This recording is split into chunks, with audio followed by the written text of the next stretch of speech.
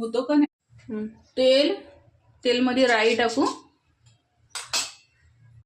आपली राई तडकली, आता कांदा टाकू, हिंग,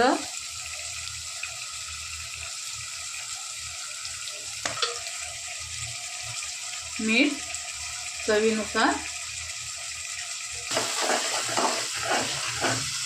आता टमाटर टाकू। आपण मस्त तळून घेऊ नरम होईपर्यंत। हळद, घरचा मसाला व्यवस्थित परतून घेऊ आपण। तोंडली आणि बटाटा टाकू,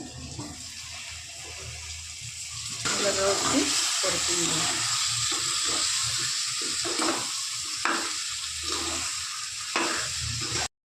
थोडंसं पाणी टाकून याला व्यवस्थित एक शिट्टी आणू।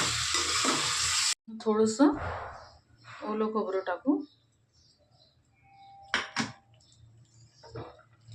तुम्ही जास्त टाकलं तरी चालेल, मला जास्त आवडत नाही म्हणून मी जास्त टाकत नाही।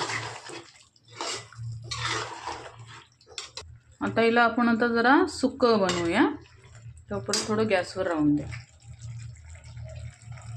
झाली आपली बटाटा तोंडलीची भाजी तयार।